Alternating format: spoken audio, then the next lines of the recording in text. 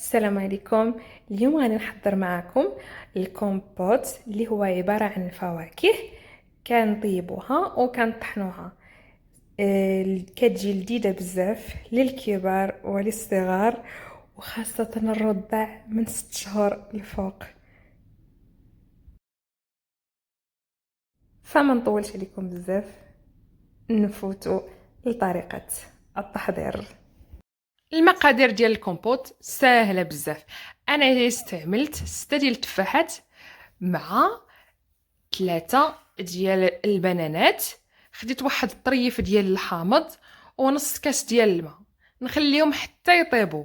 تقدروا تستغناو على البنان، بغيتو ديروا غير التفاح ديروا غير التفاح. اختاروا داك التفاح اللي يكون صفر ويكون حلو، باش نجنبوا اننا ما نزيدوش السكر، ما نضيفوش السكر.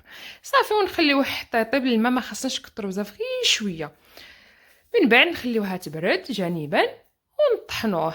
صافي، ونحتفظوا بيه في واحد البقال اللي يكون يعني مغسول من قبل ومعقم من قبل، وتقدروا تحتفظوا به. انا شخصيا كنخليه 48 ساعه، يعني يومين في الثلاجه، ما كيوقع له والو.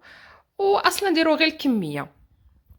ومن بعد غادي نوريكم الكميه المناسبه اللي خاصنا ناكلوها، بالاخص اللي يكونوا عندهم سكر الحمل ولا بصراحه يعني ماشي غير سكر الحمل، يعني الانسان ما يكترش الكميه المسموحه. مثلا في الصباح او في العشيه هي 100 غرام. فاللي ما عندهاش الميزان بغيت نوريكم يعني الكميه اللي خاصكم اللي تقدروا تتناولوها. شفتوا هاد الملعقه هذه كتوزن 25 غرام، يعني 4 ديال المعالق كبار كيوزنوا 100 غرام. فاحنا مثلا كمرض سكر الحمل او فما خاصناش نفوتوا 100 غرام في الصباح و100 غرام في العشيه، في حاله الا بغينا ناكلوا 2 مرات الكومبوت.